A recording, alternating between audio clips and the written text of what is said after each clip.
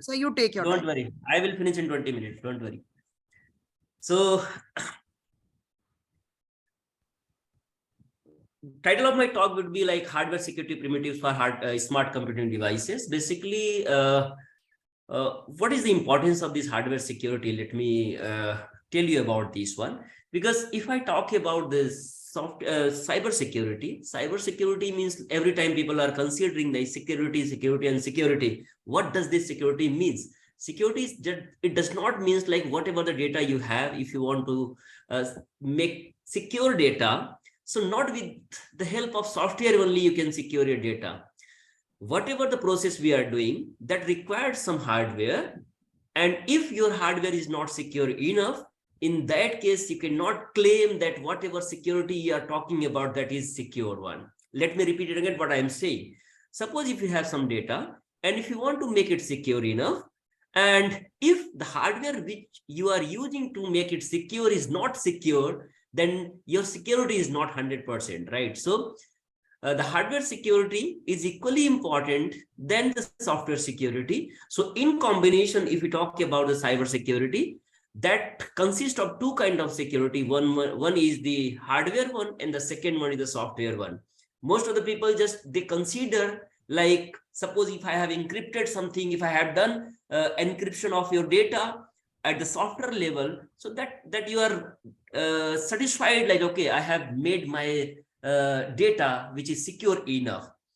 But the hardware security is equally important. I will tell you briefly about different things, how we can make our data secure, and what are the different hardware security primitives that need to be considered, especially if you want to make it secure, right?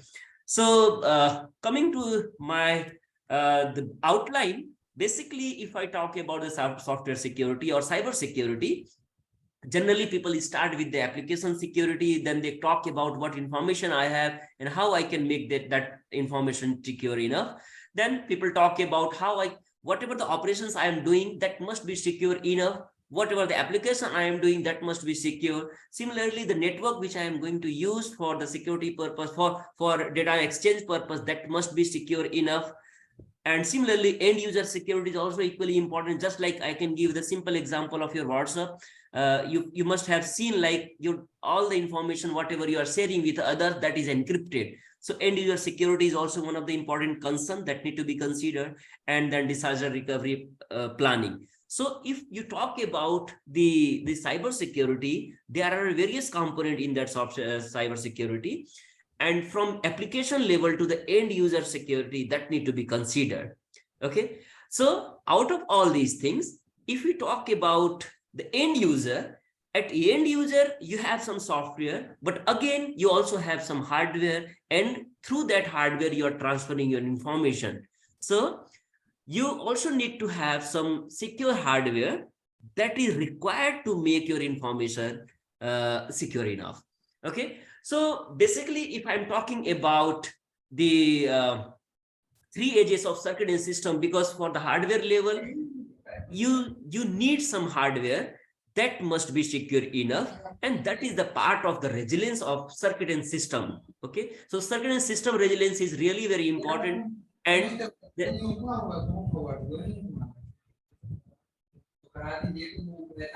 please unmute yourself. Please mute yourself.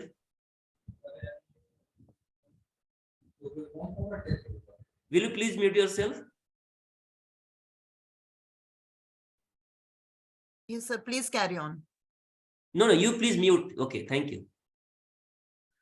Okay, so if you talk about the three edges of circuit system resilience, we have two things that need to be considered: security and reliability. Okay, so out of these things, if I'm talking about the circuit and system resilience, there are three things. One is the integrity, second one is the availability, and the third one is the confidentiality. These three are the major component for resilience, any circuit and system resilience.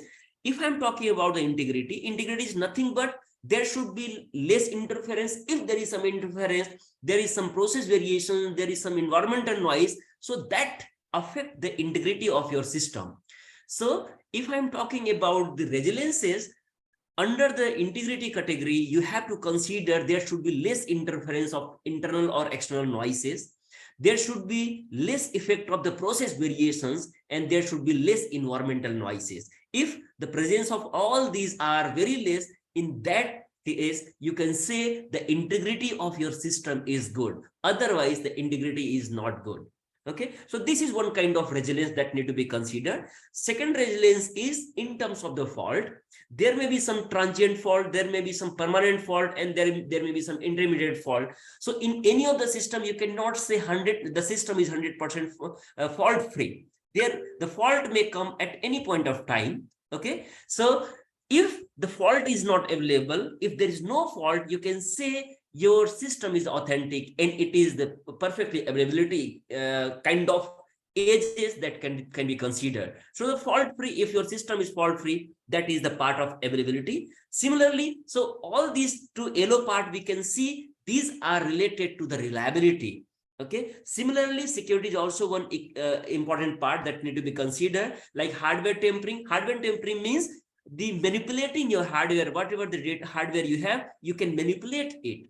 So this is one kind of problem. Second problem is like accelerated aging. With respect to time, what happens? The performance of your system reduces.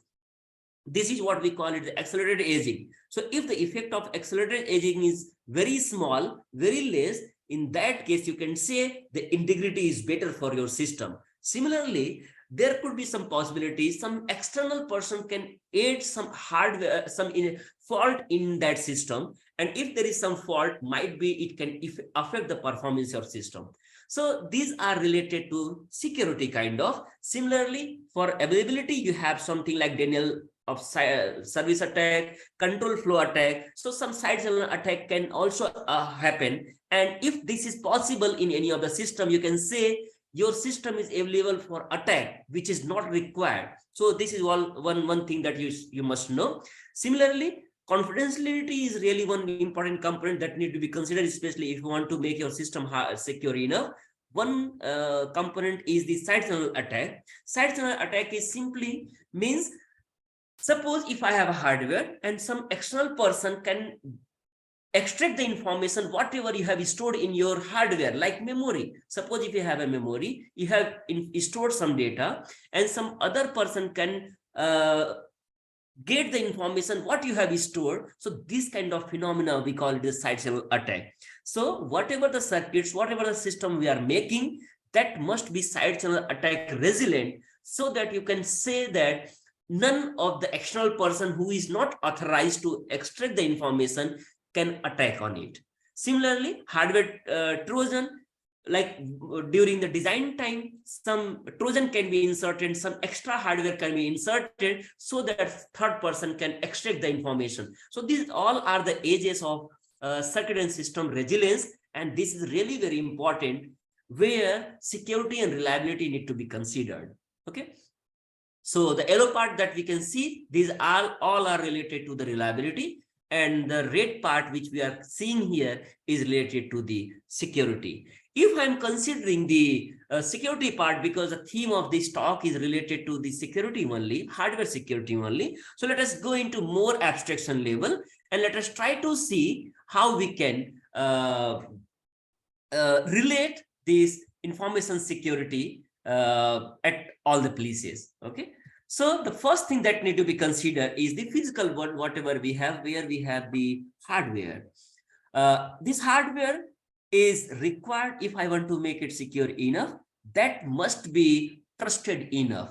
To make any hardware trusted enough, what kind of things you need? You need few things that we call it the physically unclonable function.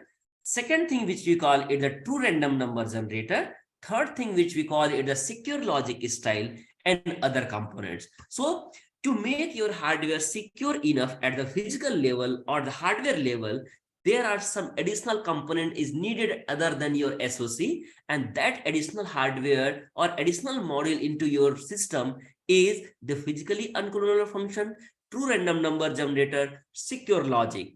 How these all things works, I will tell you later on, and I will tell you how this secure your information, how you can use this physically unclonable function to secure your data. And once this is ready, then what we can call it the physical secured objective, where whatever the key which we are generating with the help of this true random number generator, that also must be secure enough. Okay, so whatever the key you are generating, that must be secure, and this is one of the objective if you want to make your physical devices secure enough. So the first thing is the secure key generation. How to make your key generation secure enough, I will tell you later on. Similarly, secure key storage. Once you have generated your secret key, that secret key must be stored in the better place where the data cannot be extracted. So we call it the secure key storage. Some other component could be like secure key execution and other things. So these all are the objective to make your devices secure enough. One is the generation, second one is the storage, and the third one is the execution. Once you have once you have generated your secret key, then you need to store somewhere. So for that purpose, you need some memory. Okay, and that memory must be secure enough. So I will tell you later on, I will tell you how to make your memory that is secure enough so that third person cannot attack on it and they cannot extract the information out of it. And similarly, once you have the key, then you need to execute it. So how you will execute your data securely. So this is really very important component, especially if you are targeting the hardware security kind of things. So once these things are ready, then you need to talk about the cryptography, because see, for any cryptography is what? Once you have a data, you need some key to encrypt it. And once it is encrypted, third person cannot extract the information, right? So for cryptography applications, you need two things. One is your data, whatever you have, and the second thing is the secret key. And I just told you, with the help of TRNG and other things, we can generate the secret key later on. Okay, so this is the important thing. So for that purpose, what you need, once you have encrypted, like suppose you have a secret key, and if you have information, then you need to encrypt, and that we call it the cipher. Cipher is nothing but after encrypting whatever information you are getting, that we call it the cipher. So cipher could be anything like block cipher, stream cipher, many things could be there. So these all are the part of the cryptography systems.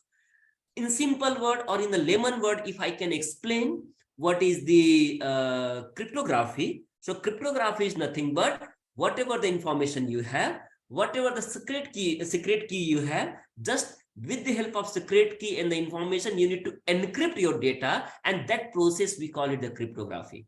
Okay, and once this is all things are available, then we need to test all the information security objective which we have already discussed, like confidentiality, data integrity, authenticity, like data authenticity and entry authenticity. So these all are the components that need to be considered, and to make your system secure and the trustworthy, you must consider the security, like hardware and the software security both.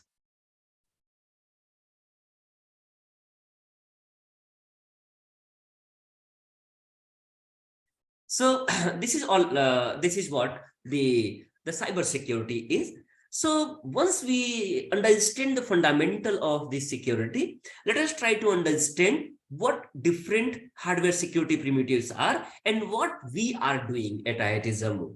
So basically, on this security side, we are considering three things. The first thing is the physically unclonable function. Yeah, this part we are considering. Second one is the true random number generator. And the third part which we are dealing with, the secure key storage, like how we can store your data securely. This is what we are doing here. So I will discuss one by one how these systems works and how you can consider your research in these directions. I will tell you. So these all are the things. So I just told you, because the objective of this talk is to consider the hardware security primitives. So basically there are few primitives that need to be considered. One is the physically unclonable function. Second one is the random number generator, which I have already discussed, true random number generator. Third one is the side channel attack, which is important thing, like how you can make your system, your memory, that should be resilient to side channel attacks so that a third person cannot extract the information out of your memory. And the third one is the counterfeit electronic. I will tell you what this counterfeit electronic is. And the next one is the side hardware Trojan. Hardware Trojan can be inserted while designing your circuit, right? So these all are the primitives, especially on hardware security side, that need to be considered while making your chip or while making your system. Okay, so let us discuss one by one. The first one is the physically unclonable function. What is this physically unclonable function is? Physically unclonable function is, in simple word, if we can say, this is simply just a thumb, like fingerprint for any integrated circuit. Just like a human, for each human, each person, there is a unique fingerprint, similar kind of things. That is one puff that need to be added in each IC, and that we call it the physically unclonable function. So in layman word, puff is nothing but this is the fingerprint of that IC. So how this fingerprint works, how this puff works, let us try to understand that part. Okay, so yeah, I just told you the physically unclonable function is nothing but this is the fingerprint of that IC. Now the question is how we authenticate, how we validate whether I have received the correct IC or the fake IC. Okay, so to detect this one, physically unclonable function is needed.